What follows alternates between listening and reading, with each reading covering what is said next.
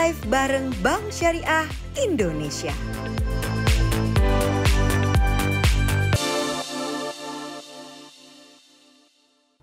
Assalamualaikum warahmatullahi wabarakatuh. Hai semuanya, semoga dalam keadaan sehat dan sejahtera selalu ya. Balik lagi di Harmony Live bersama saya Soraya Larasati. Kita akan ngobrol santai-santai tentang tren keuangan anak muda supaya tercapai kehidupan yang harmoni dan seimbang. Dan topik pembahasannya mengenai topik keuangan terkini dan seru tentunya bersama narasumber yang kredibel di samping saya di sini. Dan sebelum kita membahas narasumber kita nih, aku mau berterima kasih nih sama teman-teman semua yang udah ngirimin pertanyaan-pertanyaan tentang episode kali ini. Nanti kita akan pilih pertanyaan-pertanyaan terbaik dan akan mendapatkan saldo senilai Rp150.000 dari Bank Syariah Indonesia dan ada souvenir cantik dari Gria Si Muda. Nah, makanya buat kamu yang aktif nih ngirimin pertanyaan-pertanyaan menarik, pasti berhak mendapatkan saldo senilai Rp150.000 dari Bank Syariah Indonesia. Makanya yang aktif ya, pokoknya nanti akan dibahas kupas habis tuntas bersama narasumber kita. Nah, kita kali ini akan ngomongin mengenai hal yang muda punya rumah, bisa nggak sih? Aduh, pasti banyak pertanyaan dan keraguan nih dari topik kita kali ini. Makanya kita akan bahas dengan narasumber kita yang sangat luar biasa. Di samping saya ada Putri Madarina. Halo Mbak Putri. Halo, apa kabar? Alhamdulillah baik. Dan Mbak Putri juga kayaknya cerah banget nih. Seger fresh banget ya kelihatannya. Fresh banget kelihatannya. Kayaknya udah nggak sabar pengen ngasih insight-insight ya buat teman-teman kita di rumah nih yang sebenarnya udah pengen nih kepikiran punya rumah di usia muda. Karena semua orang pastinya pengen banget dong bisa punya rumah yang nyaman, tapi biasanya terpentok sama biaya rumahnya yang mahal. Makanya orang jadi bisa berpikir 2 kali, bahkan lebih dari 2 kali kayaknya untuk memiliki sebuah rumah. Tapi ternyata untuk usia muda memiliki rumah itu tidak sulit. Dan justru malah bagus banget kalau dari usia muda ya. Jadi lebih fokus gitu ke depannya. Jadi lebih termotivasi untuk bisa bekerja keras memiliki sebuah rumah. Nah, aku mau nanya nih ya. Iya. Sebenarnya rumah sendiri itu perlu nggak sih kita miliki buat mungkin yang baru berpenghasilan ya, usia-usia 25 nih mungkin yang baru bekerja, fresh graduate atau mungkin baru mulai berkarir kan. Kayaknya pengen punya rumah nih. Perlu nggak sih di usia semuda itu?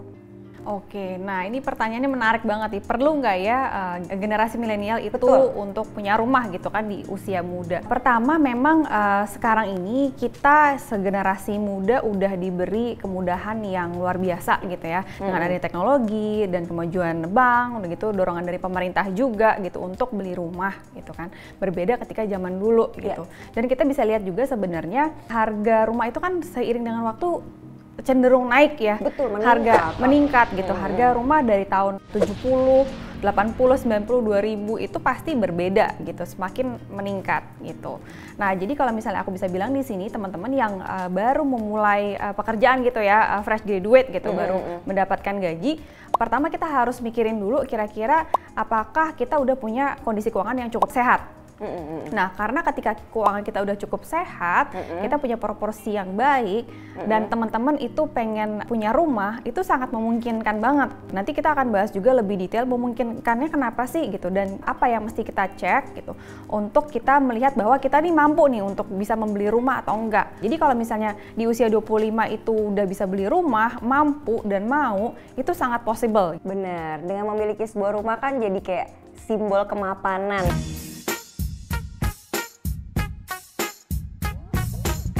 Seseorang gitu ya, karena kan rumah merupakan sandang, pangan, papan yang wajib nih kayaknya nih kita semua tuh harus punya gitu. Nah, merubah mindset itu nih anak-anak muda masih ragu biasanya nih, kayaknya berarti kalau aku punya rumah uang jajan aku berkurang banyak dong ya, kesenangan aku terhampas dong ya, apalagi kan di usia muda nih lagi seneng-senengnya naikin status sosial nih biar diterima sama masyarakat, biar gaul, biar banyak temen lah ibaratnya gitu. Nah, motivasi apa nih biar anak-anak muda yang nonton nih semangat nih teman-teman di rumah nih ya untuk bisa punya rumah nih, aset masa depan gitu. Gimana tuh Mbak? Nah, sebenarnya aku yakin banget kita semua di sini, apalagi generasi milenial itu pengen untuk punya rumah. Betul. Tapi masalahnya adalah kita selalu berpikir bahwa kalau kita mau punya rumah itu kita harus punya pendapatan yang besar dulu. Benar. Baru bisa beli rumah gitu. Padahal ternyata dengan adanya kemudahan dan support dari pemerintah itu kita bisa, mungkin aja kita sekarang nih bisa beli rumah gitu. Nah, ketika kita udah tahu, oh ternyata kita bisa ya beli rumah gitu. Mungkin nanti yang tadinya kita punya pemikiran untuk naikin status sosial dulu atau punya pengeluaran yang lain, akhirnya itu pengeluarannya jadi tertunda karena ada hal yang lebih penting, yaitu beli rumah yang memang kita akan pakai dalam jangka waktu yang cukup lama gitu. Jadi kita harus pikirkan baik-baik. Dan sebenarnya satu lagi poinnya adalah yang menurut aku menarik, harga rumah itu kan selalu naik ya seiring dengan waktu gitu kan. Nah, ketika kita punya kesempatan untuk membeli rumah itu sekarang, berarti kita akan menggunakan atau kita punya kesempatan untuk menghilangkan opportunity cost. Jadi di mana misalnya kita udah mampu nih sekarang, tapi kita nunda, nanti deh 3 tahun lagi deh, 5 tahun lagi deh. Benar. Ya, nah 5 tahun lagi ternyata harganya udah lebih mahal.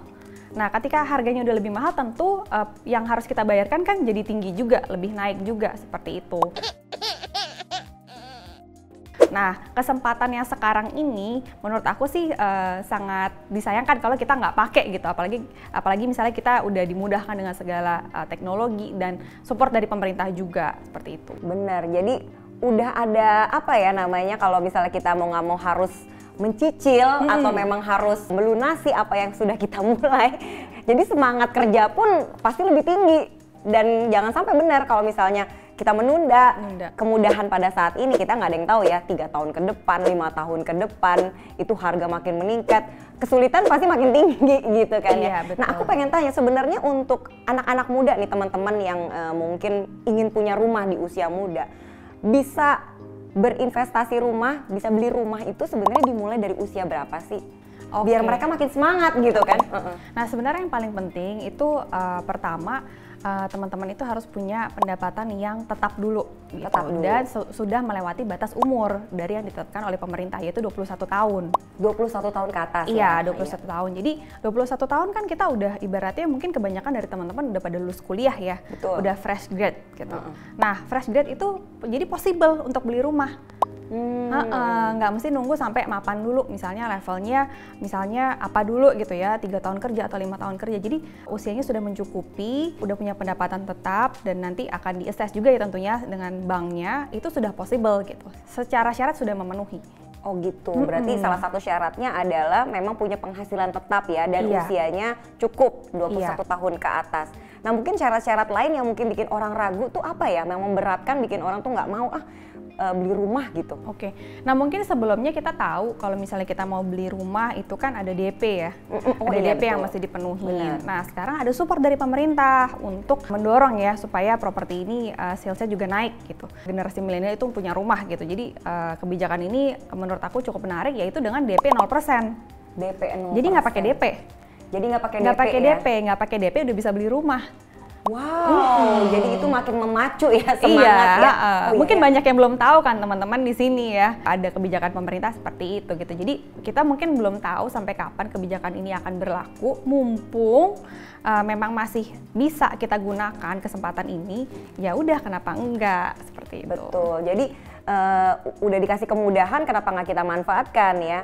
Nah, untuk tren untuk punya rumah gitu, tren sebenarnya kan urgent ya, sebenarnya rumah itu sebenarnya kebutuhan pokok banget nih ya. Nah, itu bisa dibilang salah satu bentuk investasi nggak sih?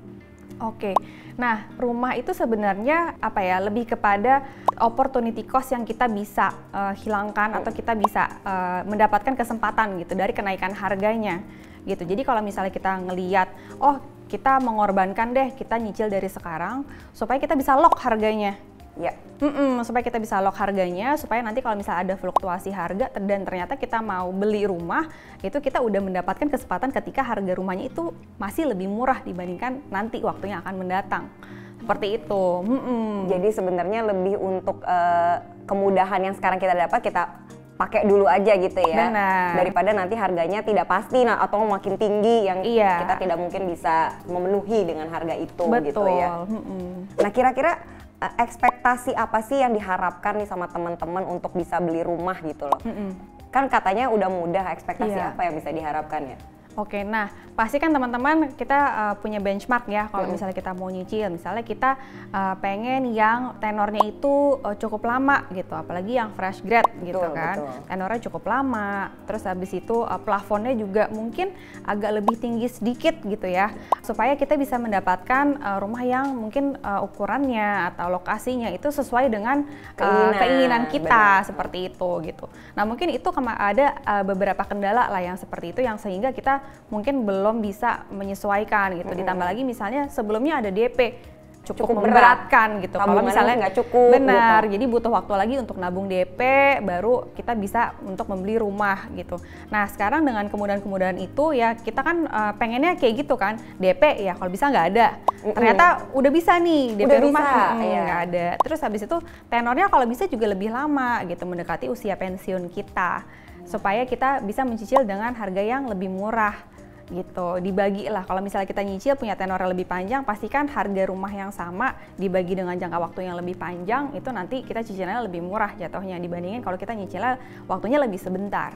Seperti itu. Nah, itu kan kemudahan juga dong kita gitu kan. Pengen dong kita bisa nyicil rumah dengan tenor yang waktunya lebih lama. Nah, kalau dari sisi plafon mungkin kita pengen sekarang kita kepikiran oh yaudah deh rumahnya di lokasi ini atau rumahnya size-nya segini nggak kenapa-napa gitu.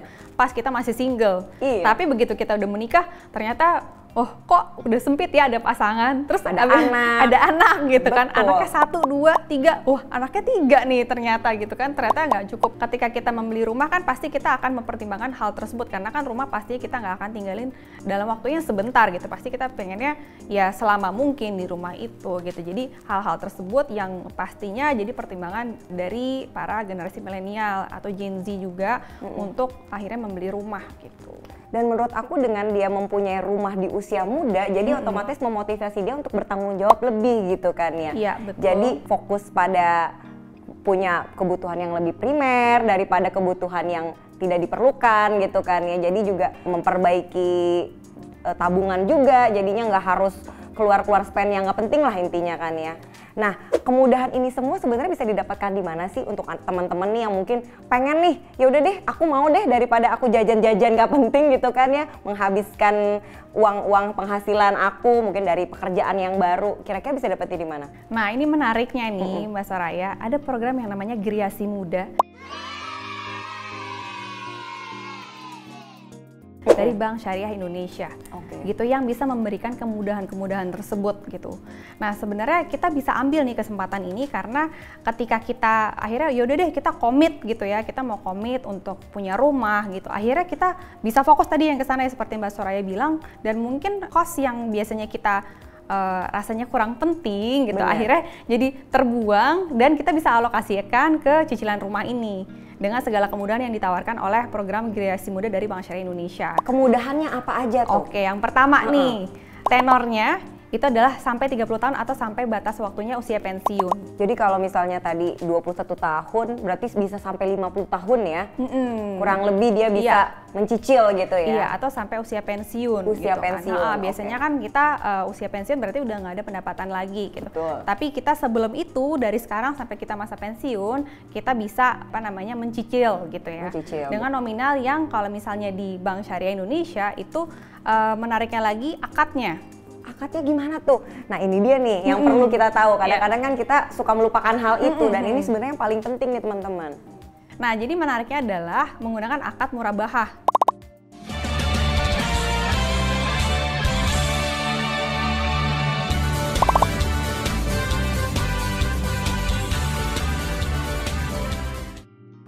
Nah akad murabahah itu sebenarnya seperti jual beli. Seperti jual beli, jadi mungkin nanti aku akan sedikit cerita ya perbedaannya gitu dengan bank konvensional. Tapi dari sisi akadnya, akad murabahah ini cicilannya fix, tetap gitu. Selama 30 tahun itu tetap cicilannya, sehingga itu akan memudahkan kita nantinya gitu, tetap gitu ya. Nah itu jadi enak ya, flat ya, nggak tiba-tiba akan naik itu iya, kan. betul. Bukan misalnya kalau di bank konvensional itu ada beberapa tahun yang fix gitu, misalnya rate-nya ya, rate-nya fix setelah mungkin 3 tahun gitu. Itu akan floating tergantung dari suku bunga yang ditetapkan oleh pemerintah juga gitu, akan berpengaruh gitu. Nah, sebenarnya itu apa ya? Ada ketidakpastian di situ. Kalau misalnya kita menggunakan akad syariah yaitu murabahah, itu kita mendapatkan sebuah kepastian.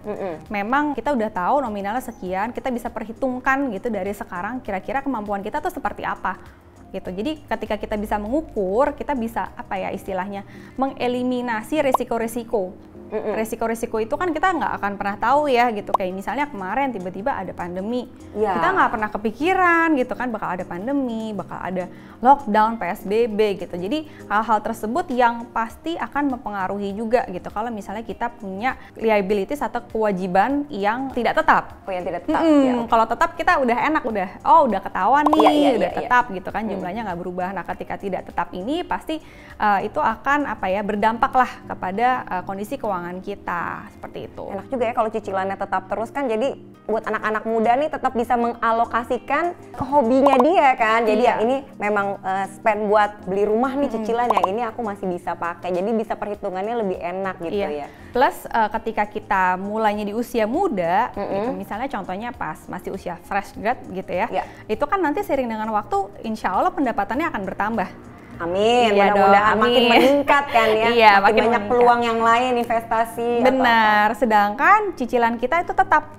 Betul. Gitu, jadi itu pasti akan ada apa ya spare, dan itu spare-nya bisa digunakan untuk investasi yang lain gitu seperti Mbak Soraya bilang. Dan dari sisi kewajiban kita untuk apa ya membayar cicilan rumah ini menjadi semakin ringan dong kalau kita pendapatannya bertambah.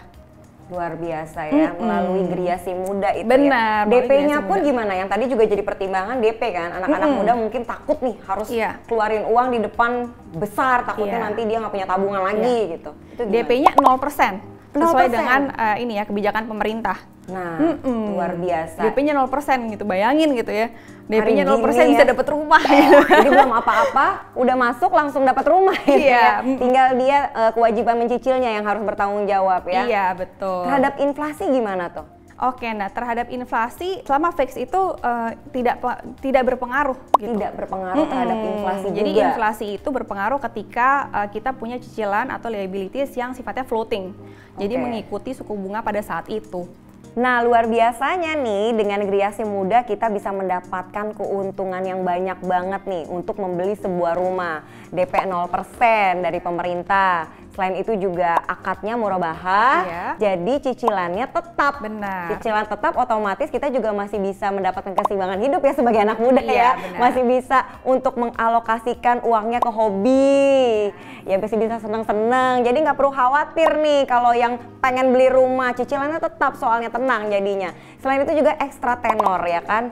Bisa lebih panjang waktunya dalam mencicil sebuah rumah. Jadi buat yang baru mulai berkarir punya penghasilan tetap, aduh nggak usah khawatir banget deh. Dan masih banyak keuntungannya, mungkin bisa ditambahkan keuntungannya. Oke, nah satu lagi nih adalah ekstra plafon. Ekstra plafon. Nah jadi ekstra plafon ini misalnya kan teman-teman ini ya pasti ketika kita mau mencicil rumah ke bank, itu kan kita datang dong ke banknya. Dan bank pasti akan melakukan assessment terhadap income kita. Kita misalnya punya pendapatan sekian, kita dilihat punya plafon berapa untuk beli rumah.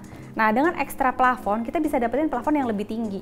Rumahnya pasti lebih bagus gitu ya. Iya, kita bisa punya option lah gitu. Option kita jadi lebih fleksibel dalam kita untuk memilih rumah. Maunya rumah yang kayak gimana? Karena kan pasti kita dalam memilih rumah maunya yang dipakai untuk jangka panjang. Betul. Gitu misalnya dari tadi ya dari single punya pasangan gitu. Terus mungkin dari sisi lokasi juga jadi lebih fleksibel seperti itu. Aduh seru banget ya. Jadi anak muda sekarang banyak pilihan untuk hidup masa depannya lebih jelas gitu ya. Dibandingin kita dulu ya. Bener. Jadi spend uangnya itu untuk hal yang lebih bermanfaat, tapi bukan berarti tidak bisa senang-senang, tetap bisa dialokasikan ke hobi karena ada Griasi Muda, semua teratasi.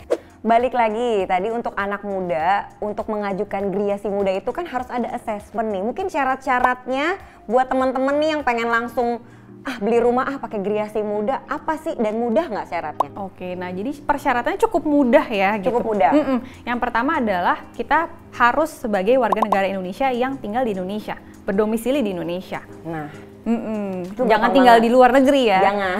Kenapa? Karena ada kaitannya dengan pendapatan. Betul. Nah, jadi kita juga harus punya pendapatan tetap.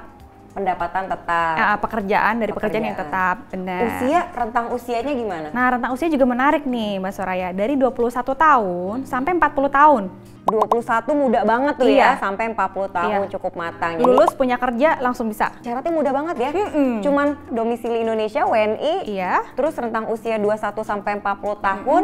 Dan selanjutnya punya penghasilan tetap. Betul. Buat anak muda yang umurnya 23/4.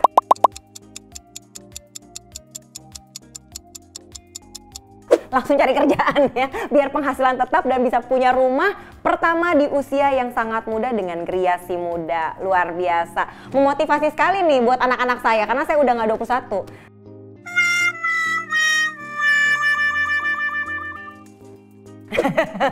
Dan udah 30 sekian mungkin bisa juga ya punya rumah lagi, oke. Nah, teman-teman semua nih banyak yang penasaran banget mengenai Griasi Muda, udah banyak pertanyaan yang masuk dan keren banget pertanyaannya ya.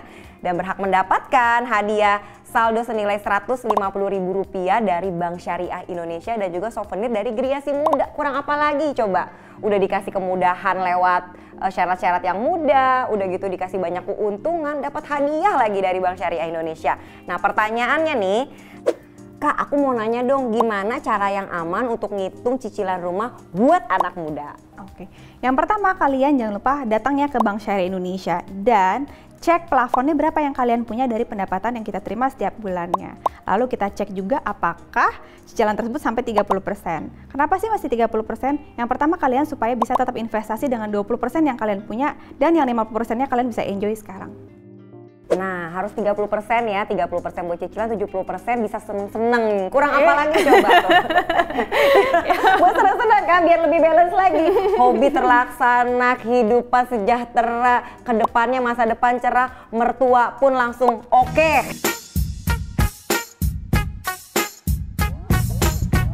Approve gitu ya? Approve gitu, langsung verified ya.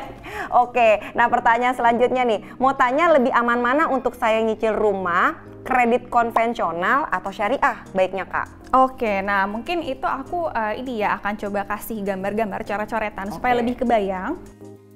Nah teman-teman keren banget nih ya. Jadi belum apa-apa udah diyakinkan kembali sama Mbak Putri nih yang akan memberi perhitungan ya, baiknya mau konvensional apa syariah. Nah itu nanti keputusan di tangan kalian ya kan. Aku kasih gambarannya kasih aja gambaran, gitu. Dan ini sangat meyakinkan sekali. Pokoknya kalau sampai nggak teryakinkan, baca doa lagi ya. Pasti langsung yakin. Nah, jadi sebenarnya kan kita tahu ya kalau misalnya di syariah itu kan ada akadnya dan akadnya itu murabahah gitu. Jadi memang itu fix karena akadnya dengan akad jual beli gitu. Nah, biasanya di konvensional itu ada fixnya juga tapi tidak sampai akhir periode. Gitu, jadi periode tertentu gitu. Jadi misalnya aku udah gambarkan ada konvensional, ada syariah gitu. Nah, misalnya kita punya ini ya jangka waktu misalnya 30 tahun gitu ya. 30 tahun misalnya. Karena kan generasi muda dong yang pengen punya rumah kan. Bener. Nah, di konvensional itu let's say contohnya itu yang fix gitu ya. Fix cicilannya atau bunga dari cicilan tersebut itu 3 tahun di depan. Misalnya contohnya 6%, 7% atau sekian persen lah, X persen. Nah, setelah 3 tahun, ini sampai 3 tahun. Nah, setelah 3 tahun itu mengikuti pasar gitu. Tidak fix ya, berubah-berubah, bisa besar, bisa kecil juga gitu. Nah, sedangkan di syariah dengan akad murabahah, aku catat ya, murabahah. Dari awal sampai akhir sini, kita cicilannya fix gitu. Jadi misalnya cicilan tahun pertama sampai tahun ke-30 itu ya udah sama gitu nominalnya. Jadi lebih terhitung ya sebenarnya. Lebih terhitung. Nah, sebenarnya tadi kan kita juga sempat tuh Mbak Soraya mention tentang inflasi kan. Betul. Mungkin aku coba gambarin lagi di sini. Jadi misalnya ada ini ya, ada tabel gitu. Kita misalnya nyicil dari tahun pertama. Dari tahun pertama sampai tahun 30. Ya. Dan ini nominalnya berapa gitu ya. Contohnya misalnya kita 3 juta per bulan. Nah, 3 juta per bulan ini di tahun yang ke-30 itu pasti jumlahnya udah jauh lebih kecil. Iya. Pertama, kita punya pendapatan yang terus meningkat. Karena kan kita karirnya naik, dipromosi, dan segala macam seperti itu. Dan yang berikutnya adalah karena inflasi itu, jadi nominal 3 juta yang sekarang di tahun di tahun 30 tahun lagi itu pasti akan terasa lebih ringan gitu. Betul. Dengan adanya inflasi gitu. Jadi itu sangat meringankan lah istilahnya. Seperti itu gitu. Nah, mungkin itu untuk gambarannya. Semoga terjawab ya. Sangat jelas sih itu ya. Kemudahannya kayak gimana. Yang satu masih bisa terjadi perubahan karena tergantung situasi pada saat itu seperti apa. Yang satu lebih stabil karena dia tetap udah fix, sudah ditentukan. Betul, gitu sampai 30 tahun let's say ya, misalnya sampai 30 tahun. Jadi kita bisa berhati-hati dari sekarang nih, nyisihin uangnya, pemakaiannya seperti apa, dan 30 tahun bener ada terjadi kan mungkin inflasi, jadi nilainya pasti akan terasa lebih kecil kalau nanti sudah 30 tahun ke depan. Nah, tinggal balik lagi ke teman-teman nih, memilih mana yang terbaik untuk kalian, yang pastinya lebih safety dan lebih aman dengan yang namanya syariah sih ya. Nah, oke, keren banget nih Mbak. Ada satu lagi nih pertanyaan dari teman-teman. Kak, umur berapa ya waktu yang paling pas untuk mulai nyicil rumah? Di umur berapa? Tapi dengan kayak gini sih kayak semudah mungkin ya, sejak dini kayaknya udah bisa nyicil rumah ya. Iya, jadi sebenarnya selama pendapatan kita sudah stabil, maksudnya kita punya pendapatan yang fix gitu ya. Betul. Setiap bulannya, dan usianya sudah mencukupi, dan proporsinya memang sudah pas gitu ya. Contohnya mungkin di sini aku coba gambarin lagi ya supaya lebih jelas. Supaya lebih yakin lagi nih. Karena lewat gambar itu bisa dapat simulasi yang lebih enak gitu ya. Jadi tadi ada garis, ada apa, jadi lebih dimengerti lah ya. Ini misalnya pendapatan kita ya, pendapatan. Nah, kita tuh harus punya proporsi yang tepat gitu. Proporsi yang tepat. Nah, untuk kita bisa work life balance, itu kan kita mesti alokasiin paling enggak itu ya di kisaran 30%. Jadi kita bisa alokasiin 30%. 30% itu minimum ya? Kisaran sebenarnya. Kisaran ya? Kisaran cicilan produktif. Kebutuhan masing-masing dari teman-teman ya gitu. Benar. Tapi jangan sampai, kalau bisa jangan terlalu sedikit juga gitu kan. Misalnya teman-teman yang punya cicilan yang dia itu bunganya bunga berbunga gitu ya. Misalnya contohnya kartu kredit, itu tidak disarankan untuk punya nominal yang sama 30% karena itu sangat memberatkan nantinya. Tapi kalau misalnya cicilannya produktif seperti rumah, terus mobil, itu masih diperbolehkan. Dan teman-teman itu punya pengeluaran atau expense ya, biaya sebulan itu sekitar 50%. 50%. Ini untuk kos harian lah atau kos bulanan. Untuk jajan-jajan ya? Iya, biasanya kan kalau masih muda belum perlu bayar listrik, gitu kan, nggak perlu belanja ke supermarket gitu. Jadi kayaknya sangat fleksibel ya untuk 50% gitu. Nah, 20%-nya lagi itu bisa dipakai untuk investasi. Luar biasa ya, udah dapat rumah, dapat kebutuhan pokoknya juga terpenuhi, bisa buat investasi lagi. Iya, betul. Mudah-mudahan taat ya dengan aturan itu ya. Jadi kalau misalnya kita bilang ya usia berapa, sebenarnya usianya tadi ya 21 tahun gitu udah bisa mulai pendapatannya udah tetap setiap bulannya udah bisa gitu. Tinggal kita manage gitu supaya kita benar-benar yakin gitu, benar-benar yakin bahwa keuangan kita dalam kondisi yang sehat dan sustainable. Gitu. Kita bisa beli rumah, kita bisa enjoy waktu sekarang, waktu saat ini dengan pendapatan yang kita terima setiap bulannya. Wow, itu tips yang bagus banget tuh ya. Menurut aku hitung-hitungannya juga maksudnya fleksibel banget ya. Kalau misalnya punya kartu kredit ya nggak perlu 30% untuk cicilan rumahnya. Jadi disesuaikan, tapi perhitungannya udah enak banget. 30 buat cicilan rumah, 50% untuk kehidupan, untuk hobi bisa terlaksana gitu kan. 20% untuk investasi ke yang lain hal ya untuk masa depan yang lebih baik pastinya. Jadi keren banget sih menurut aku dengan adanya Geriasi Muda ini mendorong semangat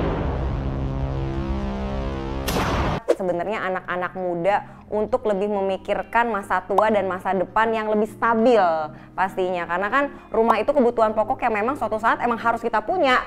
Wajib kita mau gitu ya. Nggak mau karena kita nantinya kan akan berkeluarga, punya anak, punya istri, atau mungkin ya walaupun mungkin yang wanita juga kan punya tabungan yang ke depannya lebih enak gitu kan. Jadi lebih jelas lah ya dengan adanya Geriasi Muda ini mempermudah semuanya untuk bisa tercapai, tapi tidak juga mengenyampingkan hobi dan kesenangan kita sebagai anak muda. Jadi nggak usah khawatir lagi. Wah, keren banget nih Put nih, aku senang banget ngobrol mengenai kreasi muda. Mudah-mudahan teman-teman di rumah juga terinspirasi nih untuk bisa membeli rumah sedini mungkin, begitu punya penghasilan tetap dan syaratnya juga tidak dipersulit kok ya.